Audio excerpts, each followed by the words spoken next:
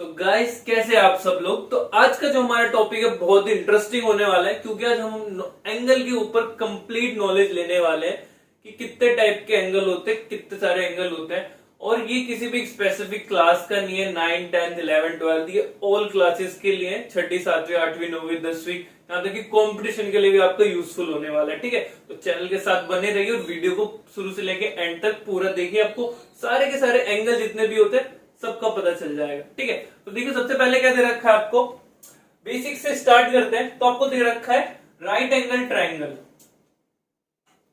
Sorry right angle दे रखा है। राइट एंगल जो होता है वो आपका 90 डिग्री का होता है, इसको हम ऊर्ध्वाधर भी बोलते हैं। ऊर्ध्वाधर इन द सेंस एल्टीट्यूड, सीधा होता है जो आपका, ठीक है ना। और इसको हिंदी में हम क्या बोलते हैं, समकोण। समकोण जो कितने का होता है, 90 डिग्री का।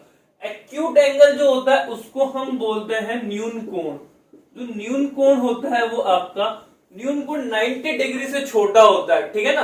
ये यहाँ पे कितना होगा आपका 0, और इधर आप अज्यूम कर लीजिए कितना है 90। तो 0 और 90 के बीच में होता है, उसको क्या बोलते हैं हम, न्यून कोण। अब हम नेक्स्ट वाले पे आए तो उसको बोलते हैं ऑब्ट्यूस एंगल। किस नाम से जाना जाता है, अधिक कोण। तो ये अधिक कोण होता है, ये आपका कितना है 0, इधर आप अज्यूम कर लीजिए कितना है 180, देन उसके बाद ये आपका होता है 90। तो जो अधिक कोण होता है वो आपका 90 से 180 के बीच होता है और 90 से ज्यादा होता है। ठीक है, एमसीक्यू का भी क्वेश्चन आ सकता है, कुछ भी आ सकता है कि जो बोलेंगे अधिक कोण होता है, ऑब्ट्यूस एंगल जो होता है वो किन दो एंगलों के बीच में लाई करता है, 0 to 90, 9 to 180, 80 to 270, 270 to 360। तो आपको बताना है कि 90 से 180 के बीच में लाई करता है आपका क्या, ऑब्ट्यूस एंगल, अधिक कोण। बात समझ आ गई। तो अधिक कोण जो होता है वो 90 डिग्री से ज्यादा होता है। देन उसके बाद आप यहाँ पे आ जाइए स्ट्रेट लाइन।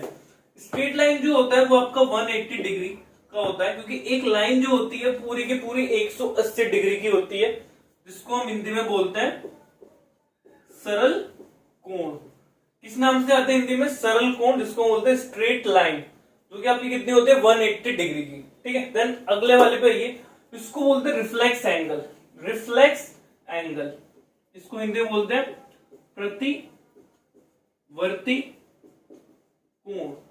जो प्रतिवर्ती कोण होता है वो 180 डिग्री से ज्यादा होता है। और आपको बताता हूं, जैसे आपको दे रखा है यहाँ पे ये ए, ये बी, ये सी, आपको बोल रखा है कि reflex of A B C. आपको क्या बोल रहा है, reflex of A B C. तो आपको ए बी सी नहीं निकालना, आपको निकालना रिफ्लेक्स, मतलब प्रतिवर्ती। तो इसको क्या करेंगे हम, यहां से निकालेंगे। इसको कैसे निकालेंगे, जितना भी आपको एबीसी मान लो दे रखा है आपको 60 डिग्री, एबीसी आपको दे रहा है 60 डिग्री, तो हम क्या करेंगे 360 में से 60 को माइनस करेंगे तो आपको ये एबीसी रिफ्लेक्स आ जाएगा, जो कि आपका आएगा 300। आई होप आपको अच्छे से समझ आया होगा कि जितना भी आपको बोले रिफ्लेक्स ऑफ एबीसी, तो आपको एबीसी नहीं निकालना, आपको उसके पीछे का एंगल निकालना है। ठीक है ना। तो रिफ्लेक्स ऑफ एबीसी यही होता है, कितना आ गया आपके पास 300, बताया आपको एग्जाम्पल से। अगला है फुल रोटेशन एंगल। इसको हम कंप्लीट एंगल से भी जानते हैं, हिंदी में इसका नाम है पूर्ण कोण। जो पूरा करता है, कंप्लीट एंगल लेता है। तो बताइए कितना होगा, इधर 180 है, नीचे भी 180 है, तो पूरा कंप्लीट एंगल कितने का होता है आपका 360 का होता है। ठीक है, आई होप आपको ये टॉपिक समझ आया होगा। अब अगला टॉपिक देखते हैं, टू पैरेलल लाइंस को एक ट्रांसवर्सल जब काट रही होती है तो कितने टाइप के एंगल बनते हैं। ठीक है, तो गाइस एंगल का नेक्स्ट पार्ट की ओर चलते हैं। देखिए एंगल अब क्या बता रखा है आपको, टू पैरेलल लाइंस के बीच में, ये दोनों लाइंस को क्या बोलते हैं हम, पैरेलल। पैरेलल लाइंस क्या होती है आपकी, पैरेलल लाइंस को हम बोलते हैं समांतर रेखाएं। पैरेलल लाइंस इसको हम बोलते हैं हिंदी में समांतर रेखाएं। आपने क्लास में पढ़ा होगा समांतर रेखाएं क्या होती है। समांतर रेखाएं तो ऐसी रेखाएं जो स्ट्रेट होती हैं।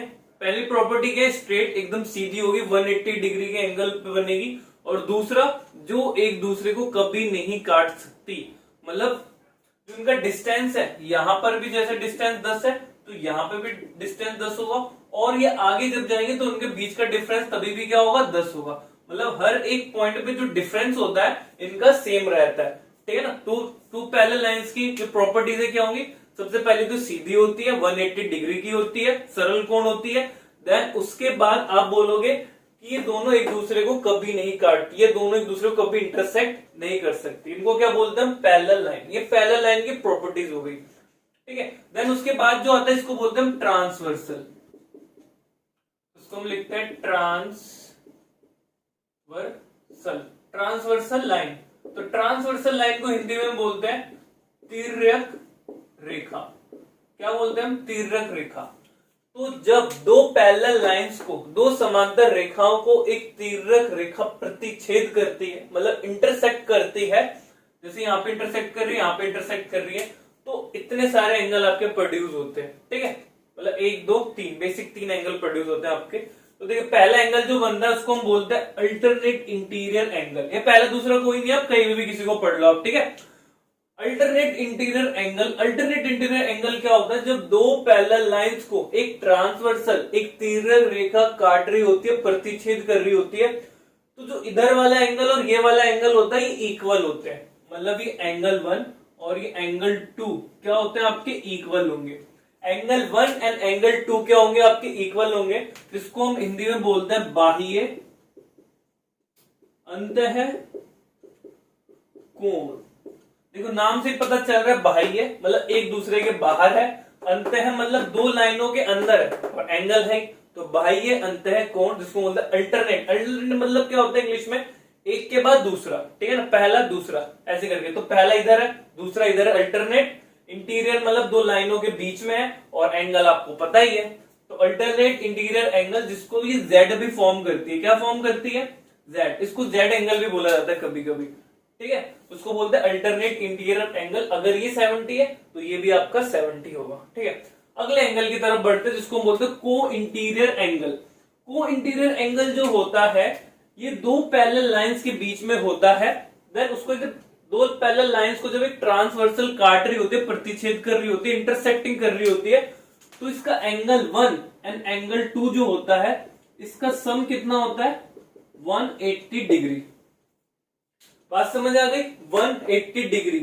तो एंगल 1 और एंगल 2 होता है, उनका सम कितना होता है? 180 डिग्री। जैसे अगर एक आपको दे रखा है 110 का, तो दूसरा वाला कितना होगा? 70, क्योंकि हमने क्या करा? 180 से माइनस कर दिया। बात समझ आ गई? को इंटीरियर एंगल क्या बोलते हैं इसको? को इंटीरियर एंगल, जिसको हिंदी में नाम है सह अंतः कोण।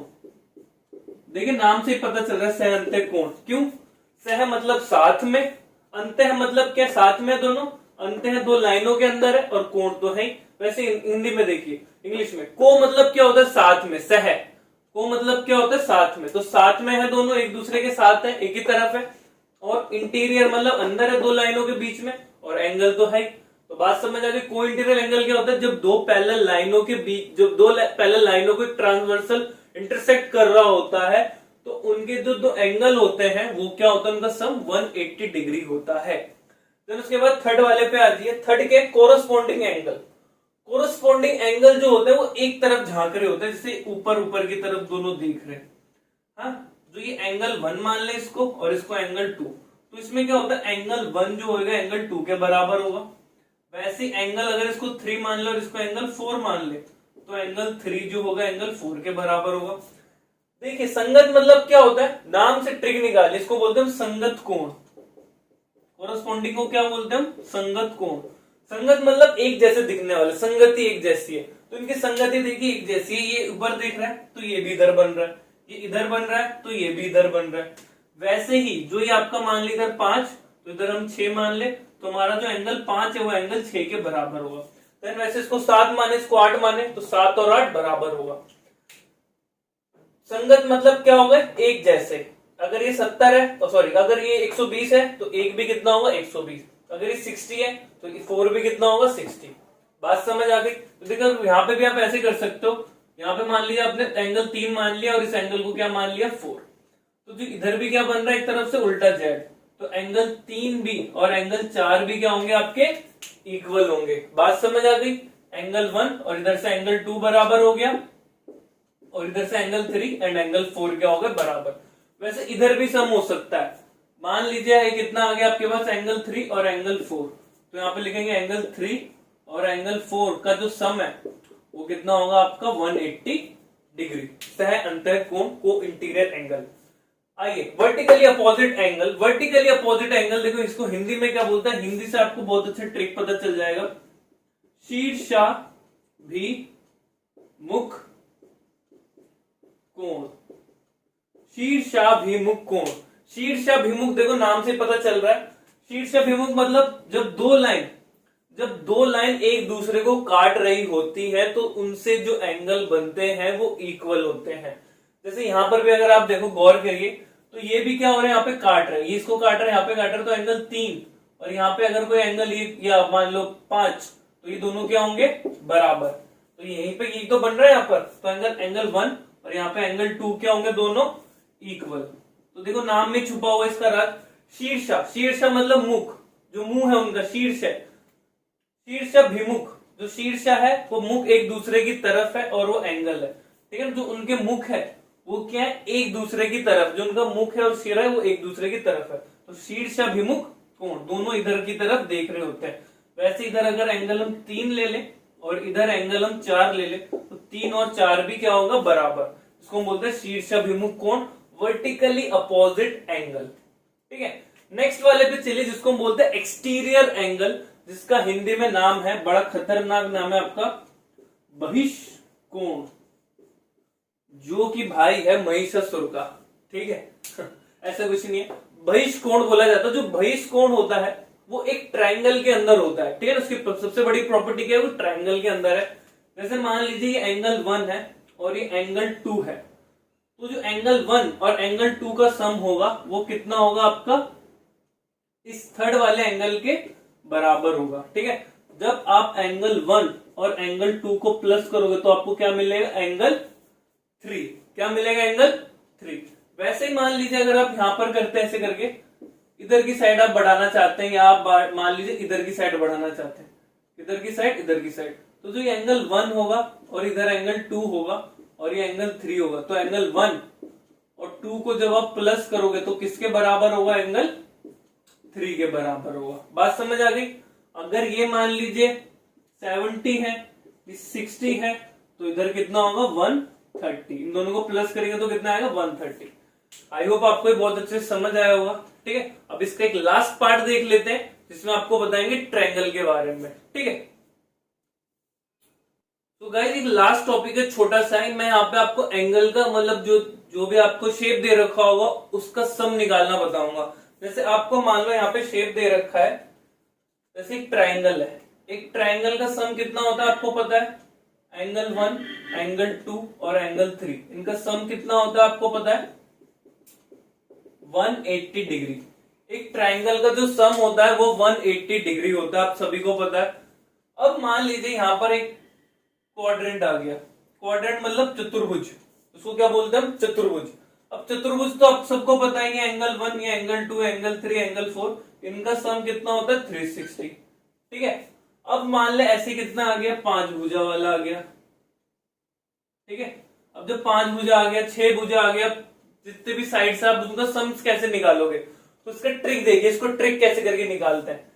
अब इसको बता देता हूं, ये कितना बन गया, इसको अगर मैंने डिवाइड कर दिया ऐसे तो ये क्या बन रहा है, ट्रायंगल बन रहा है ये, और इस ट्रायंगल का सम कितना होगा 180। देन नीचे वाला भी क्या बन रहा है आपका, एक ट्रायंगल बन रहा है, तो इस ट्रायंगल कितना हो गया 180, 180 कितना हो गया 360। अब देखिए यहां पे भी देखिए, इसको मैंने किस में बदल दिया, एक ट्रायंगल में, इसको भी किस में बदल दिया, एक ट्रायंगल में, दिख रहा है। ये एक ट्रायंगल हो गया ऊपर वाला, ये दूसरा ट्रायंगल, ये तीसरा ट्रायंगल। तो हम क्या करेंगे, 3 इंटू में 180, 3 इंटू में 180 करोगे तो कितना आएगा 540। बात समझ आ गई। ऐसे आप कितने भी बड़े ट्रायंगल ले लो, आप जैसे हम ले लेते हैं यहाँ पे बहुत बड़ा वाला ले लेते हैं, इसकी कितनी साइड्स हो गई, 1 2 3 4 5 6 7 8। देखिए इसको कैसे करके करेंगे। सबसे पहले ट्रायंगल बना लो, ये एक ट्रायंगल, ये 2 ट्रायंगल, 3 ट्रायंगल, ये 4 ट्रायंगल। तो ये 1, ये 2, ये 3, ये 4 और ये कितने बन गए आपके, सॉरी यहाँ पे और एक जाएगी लाइन, तो ये कितने बन गए 4 और ये 5 और ये कितना बन गया आपका 6। तो यहाँ पे कितने ट्रायंगल दिख रहे हैं आपको 6। कितने दिख रहे हैं 6। तो यहाँ पे हम क्या करेंगे 6 इंटू में 180। जब 6 को 18 से गुना करेंगे तो कितना आएगा 8 6 और 48 का 4 6 और ये कितना आ गया आपके पास 10। तो कितना आ गया 1080। कितना आएगा 1080 1080। जो इनका एंगल का सम होगा वो कितना होगा 1080। ऐसा पता चल गया कितनी भी साइड्स कितनी भी बड़ी आ गए आपके पास शेप तो आप उसका सम आसानी से निकाल सकते हैं। ठीक है, तो कॉम्पिटिटिव एग्जाम में ज्यादातर आता है। तो मैंने आपको पूरा का पूरा एंगल का पूरा सब कुछ बता दिया। आई होप आपको बहुत बेटर से बेटर समझ आया होगा। और अगर आपको हमारा वीडियो अच्छा लगता है तो प्लीज लाइक कीजिएगा और सब्सक्राइब जरूर कीजिएगा अगर आप हमारे चैनल पे नए हैं। और अपने दोस्तों के साथ भी शेयर करें, ज्यादा से ज्यादा बताएं, अपने स्कूल में दिखाएं और लाइक एंड सब्सक्राइब करना बिल्कुल ना भूलें।